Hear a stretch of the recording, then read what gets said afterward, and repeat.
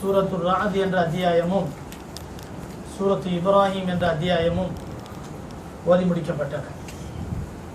சங்கையானவர்களே, அல்லாஹ் ஜல்லஷானஹு தஆலா இன்று சூரத்து ராத் என்ற அத்தியாயத்திலே 13வது வசனத்திலே அல்லாஹ் தஆலா சொல்லி காட்டுகிறான், وَيُسَبِّحُ الرَّعْدُ بِحَمْدِهِ وَالْمَلَائِكَةُ مِنْ خِيفَتِهِ وَيُرْسِلُ الصَّوَاعِقَ فَيُصِيبُ بِهَا مَنْ يَشَاءُ وَهُمْ يُجَادِلُونَ فِي اللَّهِ وَهُوَ شَدِيدُ الْمِحَالِ. அல்லாஹ் தஆலா சொல்கிறான், இடி முழக்கங்கள் இருக்கிறதே, இது அல்லாஹ்வை தஸ்பீஹ் செய்கின்றன, அல்லாஹ்வை புகழ்ந்து தஸ்பீஹ் செய்கின்றன. வல் மலாயிகா வயுஸப்பிஹு الرعد بحمده والملائكة من خيفته. இன்னும் மலக்குமார்களும் அல்லாஹ்வினுடைய அச்சத்தினால் தஸ்பீஹ் செய்கிறார்கள். வயுர்சிலு الصواعق فيصيب بها من يشاء وهم يجادلون في الله وهو شديد المحال. மேலும் மின்னலை அல்லாஹ் தான் அனுப்புகிறான். மின்னலை அல்லாஹ் தஆலா தான் அனுப்புகிறான். அந்த மின்னலை கொண்டு அல்லாஹ் யாரை நாடுகிறானோ அவர்களை பிடித்துக் கொள்கிறான். மேலும் இந்த மக்களோ இதை உணராமல் அல்லாஹ்வுடைய விஷயத்திலே தர்க்கம் செய்து கொண்டிருக்கிறார்கள் என்று அல்லாஹ் தஆலா சொல்லி காட்டுகிறான். இந்த வசனத்தின் மூலமாக அல்லாஹ் தஆலா படைப்பினங்களில் முக்கியமான இடி முழக்கம் என்பதை அல்லாஹ்வை தஸ்பீஹ் செய்கின்றன என்று அல்லாஹ் சொல்லி காட்டுகிறான். அல்லாஹ் தஆலா குர்ஆனிலே பல இடங்களிலே உலகத்தினுடைய எல்லா பொருட்களுமே அல்லாஹ்வை நினைக்கின்றன, அல்லாஹ்வை வணங்குகின்றன, அல்லாஹ்வை தஸ்பீஹ் செய்கின்றன என்றெல்லாம் அல்லாஹ் தஆலா சொல்லி காட்டுகிறான். சூரத்து பனி இஸ்ராயில் என்ற அத்தியாயத்திலே அல்லாஹ் தஆலா சொல்லி காட்டுகிறான் 44வது வசனத்திலே, துஸப்பிஹு லஹுஸ் ஸமாவாத்து ஸப்உ வல் அர்து வமன் ஃபீஹின்.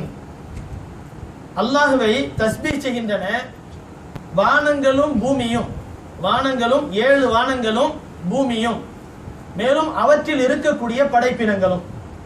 பூமியில எந்தெந்த படைப்பினங்கள் இருக்கிறதோ எல்லா படைப்பினங்களும், வானங்களிலே எத்தனை படைப்பினங்கள் இருக்கின்றனவோ அந்த மலக்குமார்கள் உட்பட அனைவரும் அல்லாஹ்வை தஸ்பீஹ் செய்கின்றார்கள். இன்னும் வயம் மின் ஷைஇன் இல்லா யுஸப்பிஹு பிஹம்திஹி வலாக்கின் லா தஃப்கஹூன தஸ்பீஹஹும். உலகத்திலே இருக்கக்கூடிய எந்த பொருளாக இருந்தாலும் எல்லாமே அல்லாஹ்வை புகழ்ந்து துதிக்கின்றன, தஸ்பீஹ் செய்கின்றன.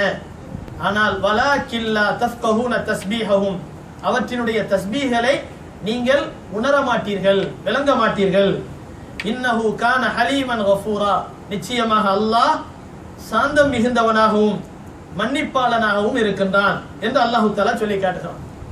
கண்ணியமானவர்களே, பல அத்தியாயங்களினுடைய ஆரம்பத்திலே நாம் பார்த்திருக்கலாம், யுஸப்பிஹு லில்லாஹி மா ஃபிஸ் ஸமாவாதி வ மா ஃபில் அர்த். அல்லாஹ் தஆலா சூரத்துல் ஜும்ஆவை அப்படி ஆரம்பிக்கிறான். இந்த வசனத்தினுடைய அர்த்தம் என்ன? வானங்களும் பூமியும், வானங்களிலே இருக்கக்கூடியவையும் இன்னும் பூமியிலே இருக்கக்கூடியவை அனைத்தும் அல்லாஹ்வை தஸ்பீஹ் செய்கின்றன. சப்பஹ லில்லாஹி மா ஃபிஸ் ஸமாவாதி வல் அர்த்.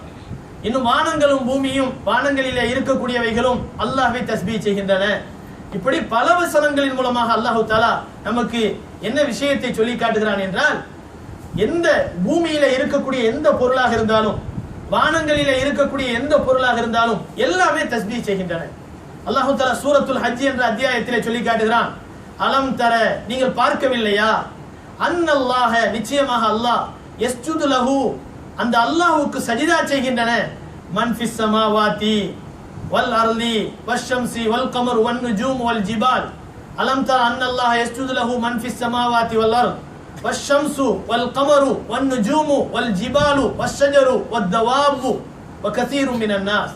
அல்லாஹ் சொல்லி காட்டுகிறான், வானங்களிலே இருக்கக்கூடியவைகளும், வானங்களும் இன்னும் பூமியும், பூமியில இருக்கக்கூடிய வல் ஜிபால் இன்னும் மலைகளும், வஷ்ஷஜரு மரங்களும், வஷ்ஷஜரு வத்தவாபு இன்னும் கால்நடைகளும், வத்தவாபு வகதீரும் மினன் நாஸ், இன்னும் இந்த பூமியில இருக்கக்கூடிய மனிதர்களிலே அதிகமானவர்கள். அல்லாஹ் எப்படி சொல்கிறான்? மனிதர்களிலே அதிகமானவர்களும் அல்லாஹ்வை தஸ்பீஹ் செய்கிறார்கள், அல்லாஹ்வை தஸ்பீஹ் செய்கிறார்கள் என்று அல்லாஹ்வை சஜிதா செய்கிறார்கள் என்று அல்லாஹ் சொல்லி காட்டுறான். அப்போ பூமியில இருக்கக்கூடிய எல்லா வஸ்துக்களும், வானங்களில இருக்கக்கூடிய எல்லா வஸ்துக்களும் அல்லாஹ்வை வணங்கி கொண்டிருக்கின்றன. ஆனால் மறுக்கக்கூடியவர்கள் யார்? மனிதர்கள் மட்டும்தான். மனிதர்களிலே சில பேர் தான் மறுக்கிறார்கள். மனிதர்களிலே பெரும்பான்மையானவர்கள் அல்லாஹ்வை வணங்குகிறார்கள் என்று அல்லாஹ் தஆலா சொல்லி காட்டுகிறான். கண்ணியமானவர்களே, இதிலே ஒரு அழகான ஒரு செய்தி நமக்கு இருக்கிறது. நாம் பொதுவாகவே கேள்விப்பட்டிருப்போம், ஆடு மாடுகளை எல்லாம் அறுத்து சாப்பிட்டால், ஒட்டகங்களை அறுத்து சாப்பிட்டால், கோழியை அறுத்து சாப்பிட்டால், உயிரினங்களிலே எது ஹலாலாக்கப்பட்டிருக்கிறதோ இவற்றை நாம் அறுத்து சாப்பிட்டால் என்ன சொல்வார்கள்? முஸ்லிம்கள் கொடூரமானவர்கள், உயிர் வதை செய்கிறார்கள், இதையெல்லாம் அறுத்து சாப்பிடுகிறார்கள், இது ரொம்ப அநியாயம் என்றெல்லாம் சொல்வார்கள். இந்த மாதிரி ஆட்களை பார்த்து சொல்லணும், கீரைகளை கூட சாப்பிடாதீங்க, காய்கறிகளையும் சாப்பிடக்கூடாது, கீரைகள் காய்கறிகளை கூட சாப்பிடக்கூடாது. காரணம் என்ன? அறிவியல் சொல்கிறது, இன்றைக்கு விஞ்ஞானம் சொல்கிறது, கீரை அதே மாதிரி இலைதலைகள் காய்கறிகள் பசுமையாக இருக்கக்கூடிய எல்லாமே உயிர் இருக்கின்றன, அவற்றுக்கு உயிர் இருக்கின்றன. விஞ்ஞானம் சொல்லுதா இல்லையா? விஞ்ஞானிகள் சொல்றதை நம்புறானா இல்லையா? அப்ப என்ன செய்யணும்? உயிர் வதை என்ற ஒரு கொள்கையை எடுத்துக்கொண்டு ஆடு மாடுகளை சாப்பிடக்கூடாது என்றோ, கோழிகளை பறவைகளை மற்ற உயிரினங்களை சாப்பிடக்கூடாது என்றோ ஒரு மனிதன் சொல்லுவானேயானால் அந்த மனிதனை பார்த்து சொல்லுவோம், அதாவது ஆடு மாடுகளுக்கு எப்படி உயிர் இருக்கிறதோ, கோழிகளுக்கு எப்படி உயிர் இருக்கிறதோ, இதே போலதான் நீங்கள் சாப்பிடக்கூடிய இலைதலைகள் காய்கறிகள் இவற்றுக்கும் உயிர்கள் இருக்கின்றன. அது காஞ்சி போகும்போதுதான் உயிர் இல்லை. கண்ணியமானவர்களே, இப்ப விஞ்ஞானத்தை நம்பக்கூடியவர்கள் என்ன செய்யலாம்? இதையும் சாப்பிடாம பட்டினி கிடக்க வேண்டியதுதான், பேசாம எல்லா நாளையும் பட்டினி கிடக்க வேண்டியதுதான். இஸ்லாம் சொல்லுகிறது எல்லாவற்றுக்கும் உயிர் இருக்கின்றன, எல்லாமே உயிர் வாழுகின்றன, எல்லாமே அல்லாஹ்வை தஸ்பீஹ் செய்கின்றன. இப்னு மஸ்ஊத் ரலியல்லாஹு அன்ஹு அவர்கள் சொல்லக்கூடிய ஹதீஸ் புகாரியிலே நாம் படித்திருப்போம். பெருமானார் ஸல்லல்லாஹு அலைஹி வஸல்லம் அவர்களுடைய உணவு தஸ்பீஹ் செய்வதை நாங்கள் காது கொடுத்து கேட்டோம். ஸல்லல்லாஹு அலைஹி வஸல்லம் அவர்கள் உணவு சாப்பிட ஆரம்பித்தால் அவர்களுடைய உணவு தஸ்பீஹ் செய்யும், அதை நாங்கள் காதால் கேட்டிருக்கிறோம் என்று இப்னு மஸ்ஊத் ரலியல்லாஹு அன்ஹு அவர்கள் சொல்லி காட்டுகிறார்கள். அபூ தர் கிஃபாரி ரலியல்லாஹு அன்ஹு அவர்கள் சொல்லி காட்டுகிறார்கள், ஒரு முறை ரசூலுல்லாஹி ஸல்லல்லாஹு அலைஹி வஸல்லம் அவர்கள் கீழே கிடக்கக்கூடிய சில கற்களை தன்னுடைய கையினால் அள்ளினார்கள். அந்த கைகள், அந்த கையிலே அள்ளப்பட்ட அந்த கற்கள் தஸ்பீஹ் செய்வதை நாங்கள் கேட்டோம். அகத ஃபி யதிஹி ஹஸயாத், ஸல்லல்லாஹு அலைஹி வஸல்லம் அவர்கள் என்ன செய்தார்கள்? சில பொடி கற்களை அள்ளினார்கள். ஃபஸமிஅ லஹுன்ன தஸ்பீஹ், ஸல்லல்லாஹு அலைஹி வஸல்லம் அவர்கள் என்ன செய்கிறார்கள்? அந்த பொடி கற்கள் தஸ்பீஹ் சொல்வதை கேட்டார்கள். கஹன்னீனன் நஹல், எப்படி இந்த அதாவது தேனீக்கள், தேனி இருக்கிறதே, தேனி ரீங்காரம் செய்கிறதோ அதுல இருந்து ஒரு மாதிரியான சத்தம், அதாவது வைப்ரேஷனை போல ஒரு சத்தம் வருகிறதோ, அதே போல அந்த கல்லில் இருந்து தஸ்பீஹ் சப்தம் வந்து கொண்டிருப்பதை நாங்கள் பார்த்தோம். அதற்கு பிறகு அந்த கற்களை நபி ஸல்லல்லாஹு அலைஹி வஸல்லம் அவர்கள் அபூபக்கருடைய கையிலே கொடுத்தார்கள், அந்த கையிலும் அது தஸ்பீஹ் செய்தன. அதன் பிறகு உமர் ரலியல்லாஹு அன்ஹுடைய கைக்கு மாற்றினார்கள், அந்த கையில் இருந்த அந்த கற்களும் தஸ்பீஹ் செய்தன. உஸ்மான் ரலியல்லாஹு அன்ஹுடைய கைகளுக்கு அது மாறியது, அந்த கைகளில் இருந்த அந்த கற்களும் தஸ்பீஹ் செய்தன என்று அபூ தர் கிஃபாரி ரலியல்லாஹு அன்ஹு அவர்கள் அறிவிக்கிறார்கள். கண்ணியமானவர்களே, ரசூலுல்லாஹி ஸல்லல்லாஹு அலைஹி வஸல்லம் அவர்கள் சொல்லக்கூடிய ஹதீஸ் நஸாயிலே வருகிறது, நஹா ரசூலுல்லாஹி ஸல்லல்லாஹு அலைஹி வஸல்லம் அன் கத்லில் லஃப்தஇ, தவளைகள் இருக்கிறதே, குளங்களிலும் குட்டைகளிலும் இருக்கக்கூடிய தவளைகள், இந்த தவளைகளை நீங்கள் கொல்லாதீர்கள், நபி ஸல்லல்லாஹு அலைஹி வஸல்லம் தடை செய்தார்கள். தவளைகளை நீங்கள் கொலை செய்யாதீர்கள். வனஃபீகுஹா வனகீகுஹா தஸ்பீஹுன், அதனுடைய அந்த தவளைகள் கத்துகின்ற அந்த சப்தம் இருக்கிறதே, அது வெறுமனே கத்தவில்லை, தஸ்பீஹ் செய்கின்றன, அல்லாஹ்வை தஸ்பீஹ் செய்கின்றன. மழை வர்ற மாதிரி இருந்துச்சுன்னு வச்சுக்கோங்க, அந்த நேரத்தில் என்ன செய்யும்? தவளை எங்க பார்த்தாலும் கொர்னு ஒரே மாதிரி கத்திக்கிட்டே இருக்கும். பார்ப்போம், இந்த தவளைகள் கத்துறதை வச்சு பார்ப்போம், அந்த ஊர்ல மழை பெய்ய போகுது, மழை பெய்யறதுக்கு அடையாளமா அந்த தவளை கத்துது. இந்த மாதிரியான ஒரு ஐதீகத்தை நம்ம வச்சிருப்போம். அது எதுக்கு கத்துதோ இல்லையோ, ஆனா நபி ஸல்லல்லாஹு அலைஹி வஸல்லம் சொல்றாங்க, தவளைகளை நீங்கள் கொல்லாதீர்கள், அது தஸ்பீஹ் செய்கின்றன, தவளைகள் தஸ்பீஹ் செய்கின்றன என்று பெருமானார் ஸல்லல்லாஹு அலைஹி வஸல்லம் அவர்கள் சொல்லி காட்டுகிறார்கள். இந்த ஹதீஸ் நஸாயிலே வருகிறது. கண்ணியமானவர்களே, தவளை தன் வாயால் கெட்டதுன்னு சொல்வாங்க. தமிழ்ல என்ன? தவளை தன் வாயால் கெட்டது என்று சொல்வார்கள். காரணம் என்ன தெரியுமா? தவளை செடி கொடிகளுக்கு மத்தியிலே ஈரப்பதமான இடத்திலே அது வாழுகிற போது பேசாம இருந்துச்சுன்னு சொன்னா பாம்புக்கு தெரியாது. ஆனா அது ஈரத்திலே இருக்கக்கூடிய அந்த தவளை தன்னுடைய அந்த ஈரத்தின் காரணத்தினால் குதூகலத்தில மகிழ்ச்சியில அல்லாஹ்வை தஸ்பீஹ் செய்யறதுக்காக வேண்டி கத்த ஆரம்பிக்கும் போது எங்கேயோ இருக்கக்கூடிய அந்த பாம்பு நமக்கு அழகான ஒரு இறை கிடைச்சிருச்சுன்னு சொல்லிட்டு அழகா வந்து கவிட்டு போயிடுது. அதனாலதான் சொல்லுவாங்க, தவளை தன் வாயால் கெட்டது அப்படின்னு சொல்லுவாங்க. அப்ப எதற்காக இதை சொல்றோம் சொன்னா, கண்ணியமானவர்களே, பாம்பு பிடிக்கிறதுக்கு அது அடையாளமா இருக்குதுங்கிறது வேற விஷயம்.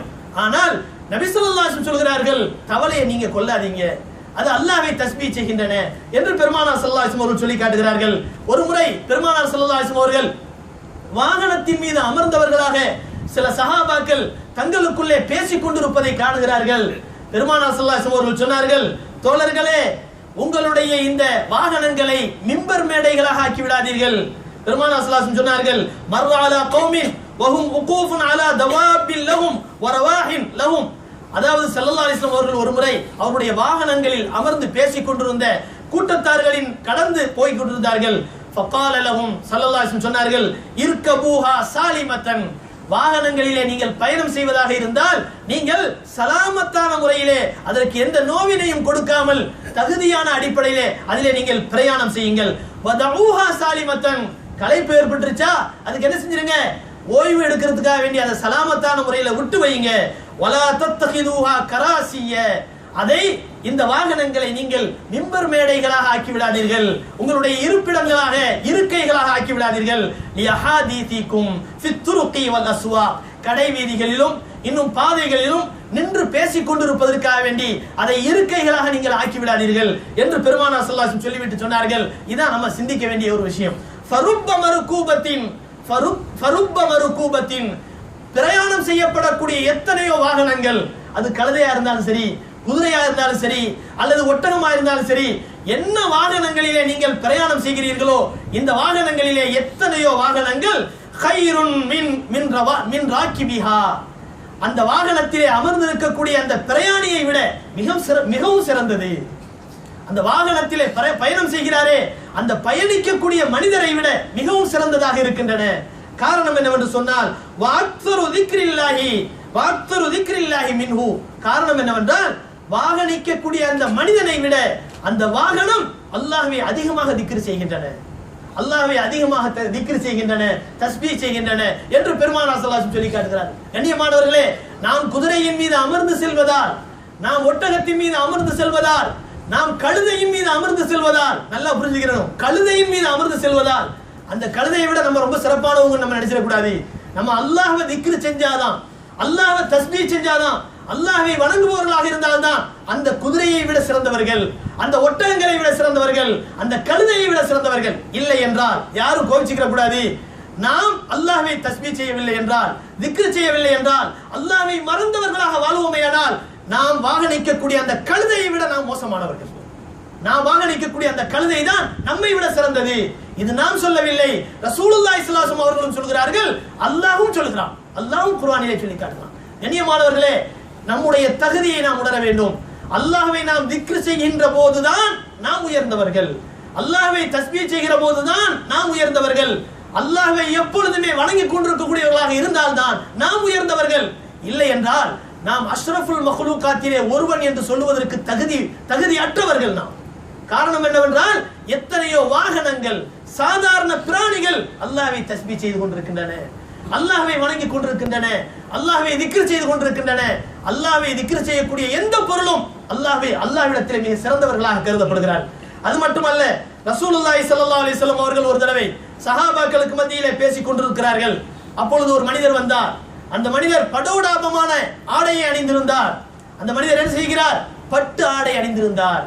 பட்டு ஆடை அணிந்திருந்து ஒரு பவுசோடு வந்தார், அங்கே பெருமையோடு வந்தார். அங்கே வந்த அந்த மனிதர் உடனே சொல்லுகிறார், மனிதர்களே, நீங்கள் எல்லாம் ஏன் ஏமாந்து போய் அமர்ந்திருக்கிறீர்கள்? இன்ன சாஹிபக்கும் ஹாதா, இதோ இங்கே அமர்ந்திருக்கிறாரே ரசூல் என்று சொல்லிக் கொண்டு இந்த முஹம்மது ஸல்லல்லாஹு அலைஹி வஸல்லம், இந்த மனிதர் யுரீது அன் யர்ஃபஅ குல்ல ராஇபின் ராஇ, இடையருடைய மகன் இடையர்களை எல்லாம் உயர்த்த நினைக்கிறார். சாதாரணமாக ஆடு மேய்த்துக் கொண்டிருந்த மனிதர்களை எல்லாம் உயர்த்த நினைக்கிறார்.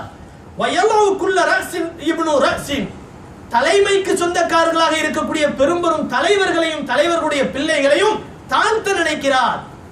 எனவே இவருக்கு வழிபடாதீர்கள், இவர் உங்களை எல்லாம் மட்டப்படுத்த நினைக்கிறார் என்று அந்த மனிதர் அகங்காரத்தோடு சொன்னார், ஆணவத்தோடு சொன்னார். ஸல்லல்லாஹு அலைஹி வஸல்லம் அவர்களுக்கு கோபம் வந்து விட்டது. எழுந்தார்கள், அவருடைய சட்டையை இறுக்கி பிடித்தார்கள்.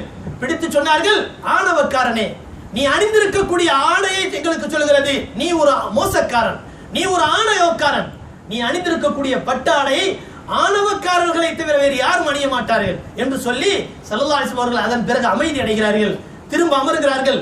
தோழர்களை பார்த்து சொன்னார்கள், தோழர்களே ஒரு விஷயத்தை புரிந்து கொள்ளுங்கள். இந்த மனிதன் சொல்கிறான், இந்த மனிதன் என்னை பற்றி இப்படி சொல்கிறான் என்றெல்லாம் அதை பற்றி விலாவாரியாக சொல்லவில்லை. மாறாக அந்த மனிதனுடைய நடவடிக்கைகளை பற்றி நமக்கு சொல்கிறார்கள்.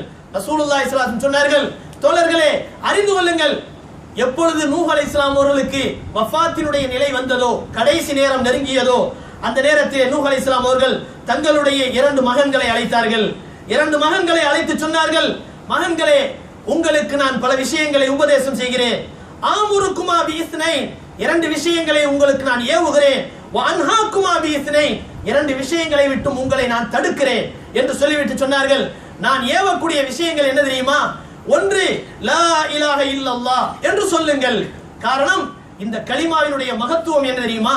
வானங்களையும் பூமியையும் ஒரு வளையமாக்கி, தராசு வைக்கிறதுக்காக வளையம் போட்டிருப்பாங்க பாருங்க, தராசினுடைய தட்டு வெளியில இருக்கும், அதுல காய்கறி எல்லாம் அள்ளி வச்சு அந்த வளையத்துக்குள்ள தூக்கி போடுவோம். தூக்கி போட்டா அது நிறுக்கிறதுக்காக வேண்டும். ஸல்லல்லாஹு அலைஹி வஸல்லம் சொல்கிறார்கள், நூஹ் அலைஹிஸ்ஸலாம் தன்னுடைய மகனை பார்த்து சொன்னார்கள், மகன்களே இந்த வானங்களையும் பூமியையும் ஒரு வளையமாக்கி, லா இலாஹ இல்லல்லாஹ்வை ஒரு தட்டை போல ஆக்கி அதன் மீது வைத்தால் அதாவது தட்டை இன்னொரு பகுதியில வைத்தால் வானங்களும் பூமியும் இருக்கக்கூடிய அந்த தராசு, அந்த தட்டு இருக்கிறதே, அது இந்த லா இலாஹ இல்லல்லாஹ்வினுடைய கணத்தால் மேலே பறந்து விடும், சுக்குநூறாக ஆகிவிடும். ஸல்லல்லாஹு அலைஹி வஸல்லம் என்ன சொன்னார்கள்?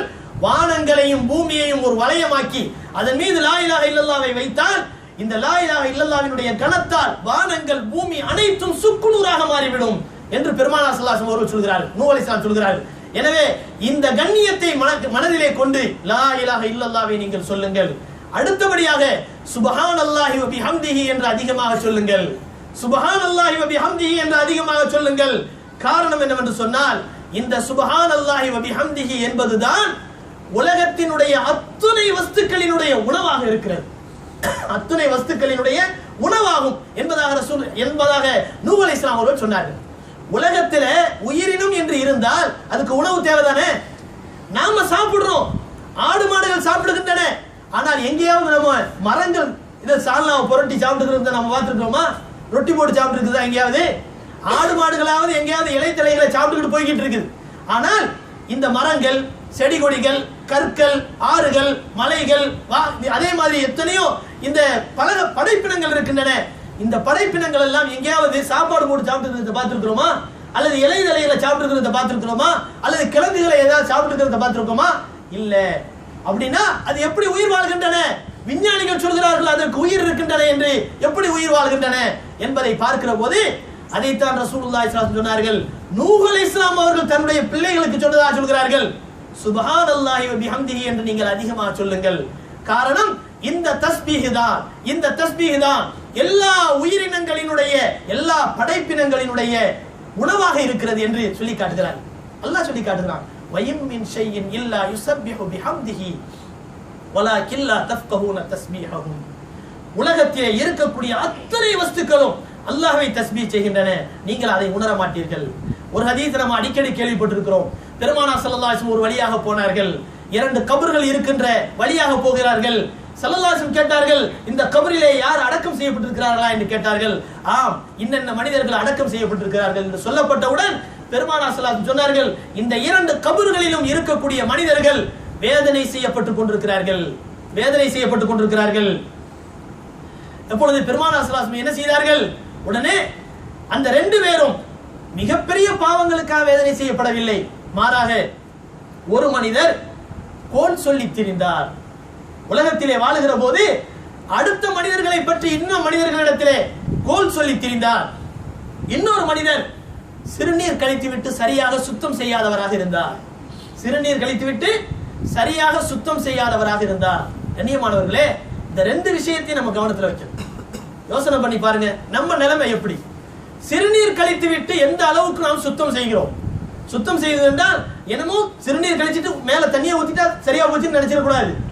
சில பேருக்கு சிறுநீர் கழித்து முடித்ததற்கு பிறகும் கூட அந்த சிறுநீருடைய சொட்டுக்கள் வெளிவருவதற்கு வாய்ப்பு இருக்கிறது.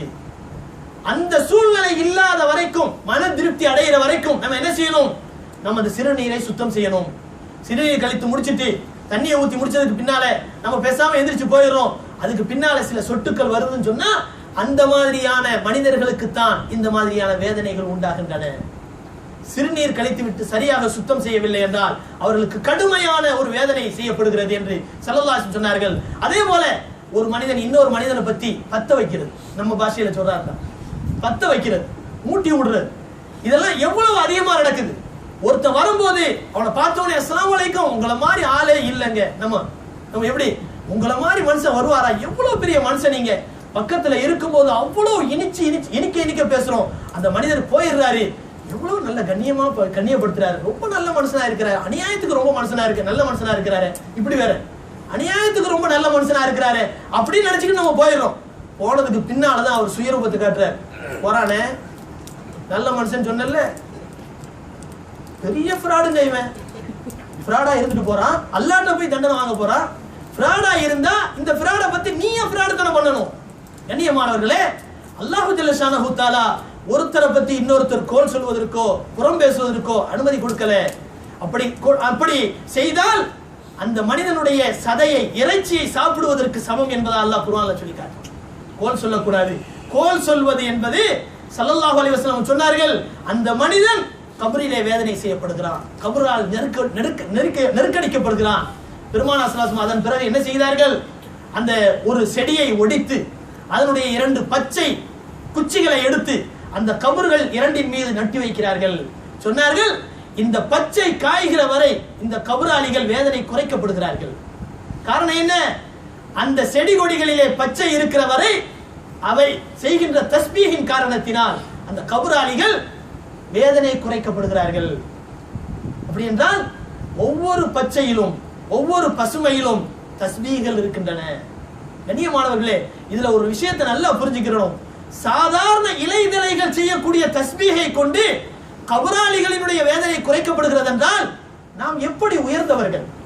நம்முடைய குர்ஆனுடைய வசனங்கள், நம்முடைய தஸ்பீஹ்களை கொண்டு எப்படிப்பட்ட விஷயங்களை எல்லாம் செய்ய முடியும்? சற்று சிந்திக்க வேண்டும். எனவே கண்ணியமானவர்களே, அப்போ பெருமானார் ஸல்லல்லாஹு அலைஹி வஸல்லம் சொல்வதிலிருந்து என்ன தெரிகிறது என்றால், சாதாரண செடி கொடிகளும் கூட அல்லாஹ்வை தஸ்பீஹ் செய்கின்றன.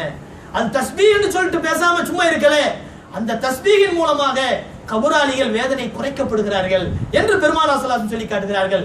எனவே உலகத்திலே இருக்கக்கூடிய அத்தனை வஸ்துக்களும் அல்லாஹ்வை தஸ்பீஹ் செய்கின்றன. மழை பொழிகின்ற போது அல்லாஹ்விடத்திலே என்ன செய்யுங்கள்? நீங்கள் அல்லாஹ்விடத்திலே அருள் வேண்டி துஆ செய்யுங்கள். பெருமானார் ஸல்லல்லாஹு அலைஹி வஸல்லம் சொன்னார்கள், சேவல் கூவுவதை கேட்டால் அல்லாஹ்விடத்திலே ரஹ்மத் வேண்டி துஆ செய்யுங்கள். காரணம், ரஹ்மத்துடைய மலக்குமார்களை பார்த்தது கூவுகிறது, ரஹ்மத்துடைய மலக்குமார்களை பார்த்து கூவுகிறது. கண்ணியமானவர்களே, சேவல் எந்த நேரத்தில் அதிகமா கூவுது? தஹஜ்ஜுடைய நேரத்துல தான் அதிகமா கூவுது. நாம எந்திரிக்கிறோம், இன்னைக்கு அந்த மாதிரி ஒரு அலாரத்தை உண்டாக்கிட்டு நம்ம என்ன செய்யறோம்? அதை அலாரம் வச்சிருக்கிறோம் சேவல் கூற மாதிரி. இங்க இப்ப எங்க சேவல் கூறதெல்லாம் கேட்க முடியுது? அதுக்காக வேண்டி ஒரு அலாரம் சேவல் கூற மாதிரி. திடீர்னாலும் தொழு வச்சுக்கிட்டு இருக்கும், திடீர்னாலும் சேவல் கூவுது. என்னடா திடீர்னு நம்ம எங்க சிங்கப்பூர்ல தான் நிக்கிறோம், இங்க எல்லாம் சேவல் இருக்காதுன்னு பார்த்தா அங்க அலாரம், அங்க ஏதோ போன் அடிக்குது. இந்த மாதிரி நம்ம ஒரு கற்பனையில நம்ம உருவாக்கி வச்சுக்கிட்டோம். அதாவது இந்த மாதிரியாக ஒரு கற்பனையை நம்ம உருவாக்கி வச்சுக்கிட்டோமே தவிர இயற்கை என்பது இன்னைக்கு காலியா போய்கிட்டே இருக்கு, இல்லாம போய்கிட்டே இருக்கு. சேவல் கூற நேரத்தை பாருங்க, தஹஜ்ஜுடைய நேரம். விஞ்ஞானிகள் சொல்கிறார்கள், அந்த நேரத்தில் ஒரு அற்புதமான காற்று அடிக்கிறது, அந்த காற்று நோயின் நிவாரணத்தை தருகிறது. எனவே அதிகாலை நேரத்தில் எழுந்து நடமாடக்கூடிய மனிதர்களுக்கு நோய்கள் அதிகம் வருவதில்லை என்று விஞ்ஞானிகள் சொல்றாங்க. ஆனா ஃபஜ்ர் தொழுகை மட்டும் நிறைய பேர் பள்ளியாசலுக்கு வர்றதில்லை.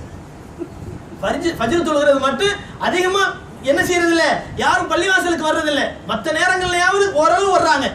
காரணம் என்னன்னு சொன்னா, ரசூலுல்லாஹி ஸல்லல்லாஹு அலைஹி வஸல்லம் ஒரு ஹதீஸ் சொல்லிட்டாங்க, எந்த மனிதன் மன்னாம அன் ஸலாத்தின் அவ் நஸியஹா ஃபல்யுஸல்லிஹா இதா தக்கரஹா, யார் தொழுகையை மறந்து தூங்கி விடுகிறாரோ அல்லது மறந்து நினைவில்லாமல் ஆகி விடுகிறாரோ, அவர் எப்ப நினைவுக்கு வருகிறாரோ அப்போதான் அவருக்கு தொழுகை கடமை. இந்த ஹதீஸை தெரிஞ்சு வச்சுக்கிட்டு காலையில 7 மணிக்கு எந்திரிச்சா 7 மணிக்கு தான் ஃபஜ்ர் தொழுவேன், 9 மணிக்கு எந்திரிக்கிறவங்களுக்கு 9 மணிக்கு தான் தொழுவேன். இது அல்லாஹ்வை ஏமாத்துற விஷயம் இல்லையா? நமக்கு ஏர்போர்ட்ல ஒரு வேலைன்னு சொன்னா என்ன செய்யறோம்? 4 மணிக்கு அலாரம் வச்சு எந்திரிக்கிறோம். அதை விட அல்லாஹ் மோசமா போயிட்டான், அல்லாஹ்வுடைய காரியங்கள் மோசமா போச்சு. யோசனை பண்ணி பார்க்கணும் கண்ணியமானவர்களே.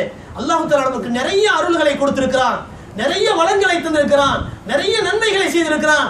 அந்த அல்லாஹ்வை அதிகாலை நேரத்தில் எழுந்து வணங்கினால்தான் அந்த நாள் நமக்கு நல்ல நாள். நல்ல நாள் கெட்ட நாள் என்பது மனிதர்களுக்கு கிடையாது, முஸ்லிம்களுக்கு கிடையாது. முஸ்லிம்களுக்கு ஒரு நல்ல நாள் இருக்கிறது என்றால் அது என்றைக்கு சுபூ தொழுகிறானோ அதுதான் நல்ல நாள். என்றைக்கு அவன் சுபூ தொழுகவில்லையோ அது கெட்ட நாள். ஒரு மனிதன் காலையில் எழுந்து முதலாக பள்ளிவாசல் அறைக்கு போனால் அவன் அல்லாஹ்வுடைய ரஹமத்தினுடைய கொடியை ஏந்தி செல்கிறான். அல்லாஹ்வுடைய கொடியை ஏந்தி செல்கிறான். ஒரு மனிதன் காலையில் எழுந்ததும் கடை வீதியை நோக்கி போவானேயானால் ஷைத்தானுடைய கொடியை தூக்கி கொண்டு போகிறான். கண்ணியமானவர்களே, நம்ம யாருடைய கொடியை தூக்கிட்டு முதல்ல போறோம்? யோசனை பண்ணி பார்க்கணும். நம்ம முதல்ல எந்திரிச்சு காலையில் அலுவலகத்துக்காக போறோமே, எழுந்து நடமாடக்கூடிய சமயத்துல முதல்ல யாருடைய கொடி நம்ம கையில இருக்குது? சுபூ தொழுகைக்கு போனோம் சொன்னா அல்லாஹ்வுடைய கொடி நம்ம கையில இருக்குன்னு அர்த்தம். அப்ப நம்ம எல்லாம் அல்லாஹ்வுடைய கொடியை தான் ஏந்தக்கூடியவங்க நிச்சயமா. இப்ப அல்லாஹ் ஜல்லஷானஹு தஆலா பெருமானார் ஸல்லல்லாஹு அலைஹி சொல்லி காட்டுகிறார்கள், சேவல் கூவுவதை நீங்கள் கேட்டால் அல்லாஹ்வுடைய ரஹ்மத் வேண்டி துஆ செய்யுங்கள். அந்த சேவல் எந்த நேரத்துல கூவுது? தஹஜ்ஜுடைய நேரத்துல. விஞ்ஞானிகள் ஒரு வகையான காற்றை சொல்றாங்களே, அந்த காற்று வேற எதுவும் இல்ல, ரஹமத்துடைய மலக்குமார்களுடைய வருகை தான். அந்த ரஹமத்துடைய மலக்குமார்களுடைய வருகை அந்த நேரத்திலே அதிகம் நடமாடுகிறது. எனவே அதை பார்த்து சேவல் கூவுகின்றன. பெருமானார் ஸல்லல்லாஹு அலைஹி சொன்னார்கள், கழுதை கத்துவதை நீங்கள் கேட்டால் என்ன செய்யுங்க? ஷைத்தானை விட்டு பாதுகாப்பு தேடுங்கள். காரணம், ஷைத்தானை பார்த்து விட்டுதான் கழுதை கத்துகின்றன என்று பெருமானார் ஸல்லல்லாஹு அலைஹி சொல்லி காட்டுகிறார். அப்போ ஒவ்வொரு உயிரினங்களுக்கும், அதாவது நடமாடக்கூடிய அந்த வாகனங்கள் இருக்கிறதே, இவை அனைத்துக்குமே ஒரு வகையான பாஷைகள் இருக்கின்றன. இன்னொரு நாள் அதை பத்தி நம்ம இன்ஷா அல்லாஹ் சொல்லுவோம். ஒவ்வொரு உயிரினங்களும் எப்படி பேசுகின்றன, நபிமார்கள் எப்படி பேசினார்கள், அது எந்தெந்த வகையிலெல்லாம் மனிதனுக்கு பயன் தந்து கொண்டிருக்கின்றன என்ற விஷயங்களை எல்லாம் இன்னொரு நாள் பார்க்கலாம். ஆனால் எல்லாமே தஸ்பீஹ் செய்கின்றன. கண்ணியமானவர்களே, இந்த தஸ்பீஹ் நம்முடைய வாழ்க்கையை வளமாக்கும். இந்த தஸ்பீஹின் காரணத்தினால் தான் யூனுஸ் அலைஹிஸ்ஸலாம் அவர்கள் 40 நாட்கள் எந்த உணவும் இல்லாமல், காற்றும் இல்லாமல், தண்ணீரும் இல்லாமல் மீன் வயிற்றுக்குள்ளே அடைந்து கிடக்கக்கூடிய சமயத்திலே அவர்கள் உயிர் பிழைத்தது எதை கொண்டு என்றால் இந்த தஸ்பீஹை கொண்டுதான். லா இலாஹ இல்லா அன்த சுப்ஹானக இன்னி குன்து மினல் ஸாலிமீன் என்ற தஸ்பீஹின் மூலமாகத்தான் அவர் உயிர் வாழ்ந்தார்கள் என்பதை நமக்கு சொல்லப்படுகின்றன. கண்ணியமானவர்களே, அப்படிப்பட்ட வெகுமதி மிகுந்த ஒரு உயர்தரமான தஸ்பீஹ்கள் நம்ம கையில இருக்கின்றன. சுப்ஹானல்லாஹி வ பிஹம்திஹி என்று சொல்லலாம், அல்லது சுப்ஹானல்லாஹி வல்ஹம்துலில்லாஹி வலா இலாஹ இல்லல்லாஹு வல்லாஹு அக்பர் என்று சொல்லலாம், சுப்ஹானல்லாஹ் என்று சொல்லலாம். இப்படி ஏகப்பட்ட தஸ்பீஹ்கள் இருக்கின்றன. அல்லாஹ் தஆலா குர்ஆனிலே நமக்கு ஏவுகின்றான், ஃபஸப்பிஹ் பிஹம்தி ரப்பிக வஸ்தக்ஃபிர். நபியே, நீங்கள் அல்லாஹ்வை தஸ்பீஹ் செய்யுங்கள், அல்லாஹ்விடத்திலே பாவ மன்னிப்பு தேடுங்கள். யா அய்யுஹல்லதீன ஆமனு ذ்குருல்லாஹ ذிக்ரன் கதீரா. மனிதர்களே, விசுவாசிகளே, அல்லாஹ்வை அதிகமாக திக்ர் செய்யுங்கள். வஸப்பிஹூஹு புக்ரத்தன் வாசீலா. காலையும் மாலையும் அல்லாஹ்வை நீங்கள் தஸ்பீஹ் செய்யுங்கள். இப்படி ஏகப்பட்ட வசனங்களின் மூலமாக அல்லாஹ் தஆலா தஸ்பீஹை கொண்டு நமக்கு ஏவுகிறான். எனவே தஸ்பீஹ் செய்வது நம்முடைய வாழ்க்கையை வளமாக்கும், நம்முடைய உள்ளத்திலே நிம்மதியை கொடுக்கும். இன்று இன்னைக்கு ஹஸ்ரத் அவர்கள் ஓதும்போது கூட சொன்னார்கள், அலா பி திக்ரில்லாஹி தத்மைஇன்னுல் குலூப். அறிந்து கொள்ளுங்கள், திக்ர் செய்வது உங்களுடைய உள்ளங்களிலே நிம்மதியை உண்டாக்கும் என்று அல்லாஹ் தஆலா சொல்லி காட்டுகிறான். எனவே அதிகமாக திக்ர் செய்ய வேண்டும், அதிகமாக தஸ்பீஹ் செய்ய வேண்டும். அல்லாஹ் தஆலா அப்படிப்பட்ட உண்மையான தாக்கிரீன்களாக, முஸப்பிஹீன்களாக நம் அனைவரையும் கபூல் செய்வானாக. வ ஆகிரு தஅவானா அனில் ஹம்துலில்லாஹி ரப்பில் ஆலமீன். அஸ்ஸலாமு அலைக்கும் வ ரஹ்மத்துல்லாஹி வ பரகாத்துஹு.